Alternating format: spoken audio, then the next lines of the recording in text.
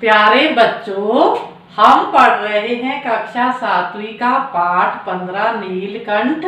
इसका हम भाग 1 पढ़ चुके हैं। उसमें जान चुके हैं कि नीलकंठ एक रेखा चित्र है और इसकी लेखिका श्रीमती महादेवी वर्मा है। और उसमें हमने पढ़ा कि महादेवी वर्मा ने जो पशु और पक्षियों को बेचने वाले हैं वहां से 2 छोटे पक्षी खरीदे हैं, जिनकी पहचान मोर और मोरनी के रूप में बताई जा रही है, लेकिन अभी वह देखने में तीतर जैसे लगते हैं।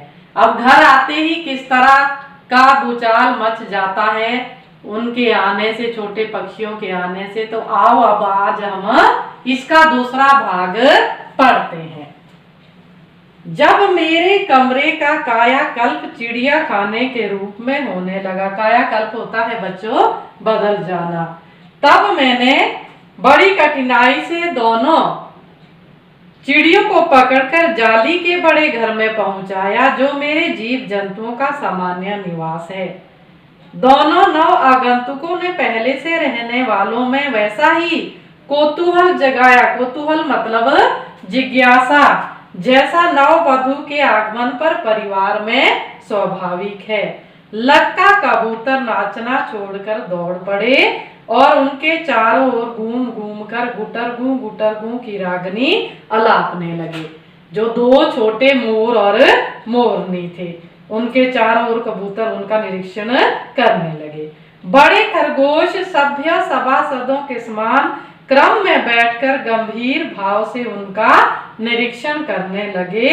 ऊन की गेंद जैसे छोटे खरगोश उनके चारों ओर उछल कूद मचाने लगे। तोते मानो भली भांति देखने के लिए एक आंख बंद करके उनका परीक्षण करने लगे। उस दिन मेरे चिड़ियाघर में मानो भूचाल आ गया। भूचाल मतलब भूकंप, हलचल मच गई। धीरे धीरे दोनों मोर के बच्चे बढ़ने लगे। उनका कायाकल्प वैसा ही क्रमशः और रंगमय था जैसा इल्ली से तितली का बनना। मोर के सिर की कलगी और सघन होता है बहुत घना, जिसको हम बोलते हैं, ऊंची तथा चमकीली हो गई। चोंच अधिक बंकिम होता है टेढ़ा, जिसको हम बोलते हैं, और पैनी हो गई, पैनी मतलब तीखी। गोल आंखों में इंद्रनी की नीलाभ द्युति, नीलाभ होता है नीली चमक, द्युति भी हम चमक को बोलते हैं, झलकने लगी। लंबी नील हरित ग्रीवा, हरित हुई, हरी ग्रीवा हुई गर्दन। अब उनकी गर्दन कैसी थी? नीली और हरी, तभी तो उनका नाम शायद नीलकंठ रखा था महादेवी वर्मा ने। अब लंबी नील हरित ग्रीवा की हर भंगिमा में, भंगिमा मतलब मुद्रा में, धूप चाई तरंगे उठने गिरने लगी। दक्षिण वाम दोनों पंखों में सलेटी और सफेद आलेखन, आलेखन मतलब चित्र जैसे दिखते हैं ना, वैसे अंकित होने लगे, स्पष्ट होने लगे।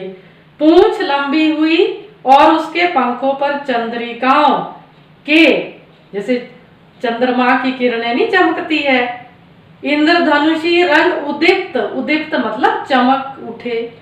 रंग रहित पैरों को गर्वीली गति ने एक नई गरिमा से रंजित कर दिया।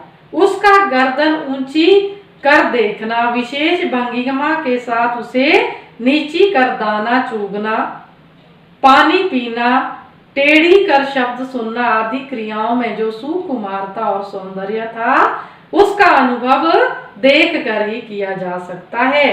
गति का चित्र नहीं आंका जा सकता।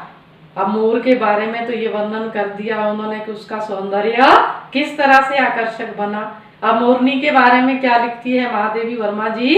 मोरनी का विकास मोर के समान चमत्कारिक तो नहीं हुआ, परंतु अपनी लंबी धूप छाही गर्दन, हवा में चंचल कलगी, पंखों की श्याम श्वेत पत्र लेखा, श्याम मतलब काला, श्वेत मतलब सफेद, मंथर गति, मंथर होता है धीमी गति से वह भी मोर की उपयुक्त सहचारणी, सहचारणी होता है साथ देने वाली होने का प्रमाण देने लगी। नीलाग्रीवा के कारण मोर का नाम रखा गया नीलकंठ। देखो बच्चों, नीली गर्दन के कारण मोर का जो नाम रखा गया नीलकंठ, और उसकी छाया के समान रहने के कारण मोरनी का नामकरण हुआ राधा। मुझे स्वयं ज्ञात नहीं कि कब नीलकंठ ने अपने आप को चिड़ियाघर के निवासी जीव जंतुओं का सेनापति और संरक्षक नियुक्त कर लिया, लीडर बन गया एक तरह से। वह सवेरे ही वह सब खरगोश, कबूतर आदि की सेना एकत्र कर उस ओर ले जाता जहां दाना दिया जाता था, और घूम घूम कर मानो सबकी रखवाली करता रहता। किसी ने कुछ गड़बड़ की और वह अपने तीखे चंचू प्रहार से उसे दंड देने दौड़ा। चंचू प्रहार मतलब चोंच से चोट करना, प्रहार करना। खरगोश के छोटे बच्चों को वह चोंच से उनके कान पकड़कर ऊपर उठा लेता था, और जब तक वे आर्त क्रंदन होता है दर्द से भरी आवाज से रोना ना करने लगते, उन्हें अधर में लटकाए रखता। अधर मतलब बीच में। कभी कभी उसकी पैनी चोंच से खरगोश के बच्चों का करण भेद संस्कार हो जाता, यानी कि कानों में छेद ही हो जाते थे, पर वे फिर कभी उसे क्रोधित होने का अवसर ना देते। दंड विधान के समान ही उन जीव जंतुओं के प्रति उसका प्रेम भी असाधारण था। प्रायः वह मिट्टी में पंख फैलाकर बैठ जाता और वे सब उसकी लंबी पूंछ और सघन पंखों में छुआछुओल सा खेल खेलते रहते थे। ऐसी ही किसी स्थिति में एक सांप जाली के भीतर पहुंच गया। सब जीव जंतु भाग कर इधर उधर छिप गए। केवल एक शिशु मतलब छोटा खरगोश सांप की पकड़ में आ गया। निगलने के प्रयास में सांप ने उसका आधा पिछला शरीर तो मुंह में दबा रखा था, शेष आधा जो बाहर था उसमें ची ची का स्वर भी इतना तीव्र नहीं निकला कि किसी को स्पष्ट सुनाई दे सके। नीलकंठ दूर ऊपर झूले में सो रहा था। उसी के चौकन्ने कानों ने उस मंद स्वर की व्यथा पहचानी और वह पूंछ पंख समेटकर सर से एक झपटे से नीचे आ गया। संभवतः अपनी सहज चेतना से ही उसने समझ लिया होगा कि सांप के फन पर चोंच मारने से खरगोश भी घायल हो सकता है। उसने सांप को फन के पास पंजों से दबाया और फिर चोंच से इतने प्रहार किए कि वह अधमरा हो गया। अधमरा मतलब आधा मरा हुआ, बेहोश हो जाना। पकड़ ढीली पड़ते ही खरगोश का बच्चा मुख से निकल तो आया, परंतु निश्चेष सा हो पड़ गया। निश्चेष होता है बेहोश हो जाना। राधा ने सहायता देने की आवश्यकता नहीं समझी, परंतु अपनी मंद केका से किसी असामान्य घटना, केका बोलते हैं मोर और मोरनी की जो आवाज होती है, मंद होता है धीमी, घटना की सूचना सब ओर प्रसारित कर दी कि कोई आपत्ति आ गई है। माली पहुंचा, फिर हम सब पहुंचे। नीलकंठ जब सांप के 2 खंड कर चुका तब उस शिशु खरगोश के पास गया और रात भर उसे पंखों के नीचे उसे उष्णता देता रहा। कार्तिकेय ने अपने युद्ध वाहन के लिए मयूर यानी कि मोर को क्यों चुना होगा, यह उस पक्षी का रूप और स्वभाव देखकर समझ में आ जाता है।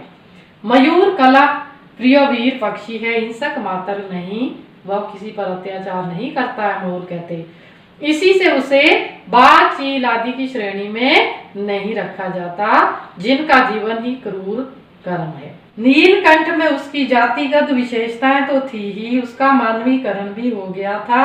मेघों की सांवली छाया में अपने इंद्रधनुष के गुच्छे जैसे पंखों को मंडलाकार बनाकर जब वो नाचता था, मंडलाकार होता है बच्चों गोल बनाना, तब उस नृत्य में एक सहजात लय ताल रहता था। आगे पीछे दाहिने बाएं क्रम से घूमकर वह किसी अलक्ष्य सम पर ठहर ठहर जाता था। राधा नीलकंठ के समान नहीं नाच सकती थी, परंतु उसकी गति में भी एक छंद रहता था।